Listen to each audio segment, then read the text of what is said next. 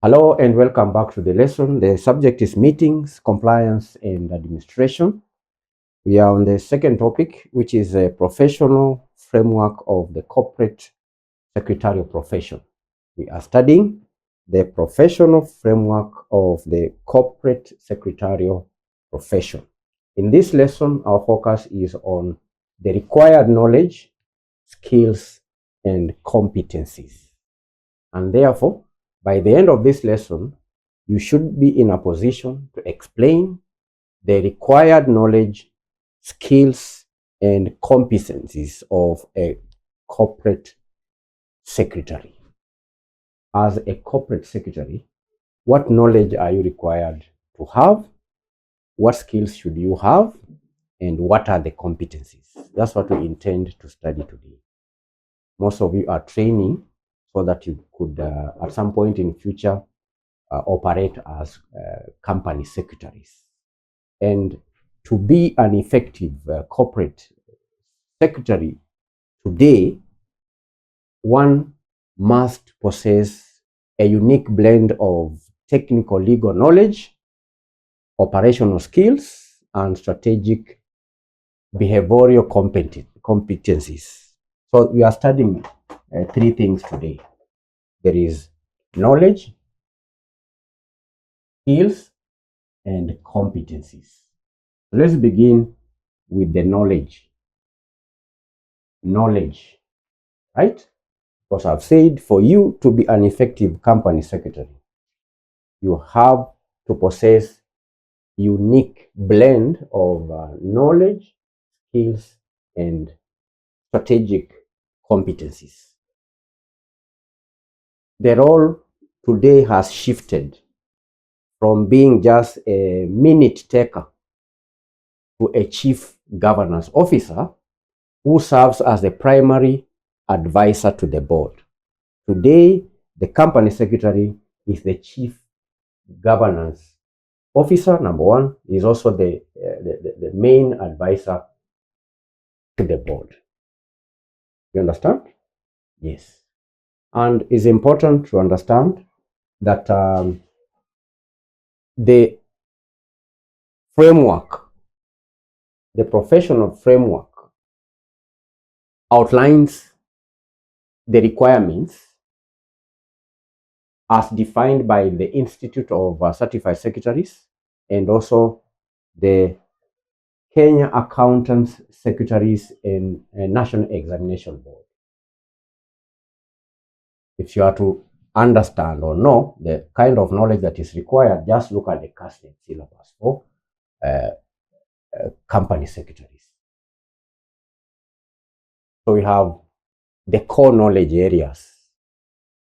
Core knowledge areas candidates, a certified secretary must have a deep understanding of the legal and regulatory landscape to ensure the company operates within the law.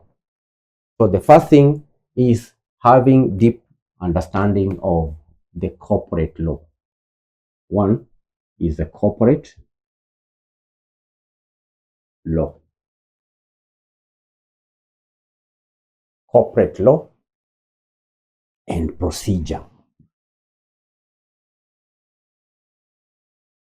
As a company secretary, you need to have deep knowledge of the company law, corporate law, mastery of the Companies Act of 2015, mastery of the Insolvency Act of 2015, and this includes knowing the procedure for issuing shares, the procedure for board appointments, the procedure for liquidations. All that knowledge you have to possess if you are to be an effective corporate secretary in Kenya. Understand? Yes.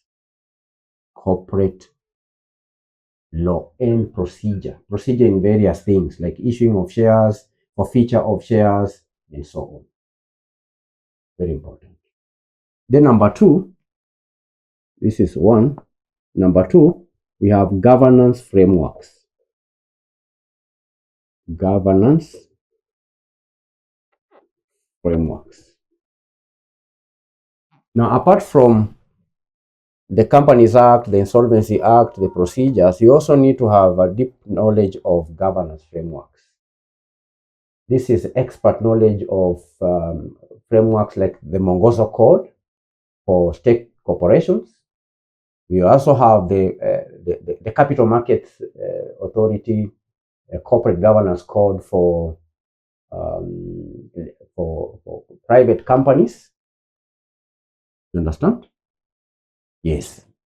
You have to have knowledge of governance frameworks. The CMA, Corporate Governance for Listed Companies. We have the Mongozo Code for State Corporations. Then number 3 is the compliance and regulatory reporting. You need to have knowledge on compliance and regulatory compliance and regulatory reporting. That is familiarity with the, for example, the business registration service e-filing system. Because as a company secretary, you may be required to do some filings at the e-citizen portal. So you need to know, to be familiar with the business registration service e-filing system.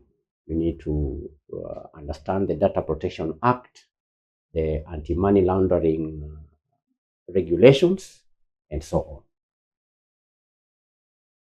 4, finance and accounting.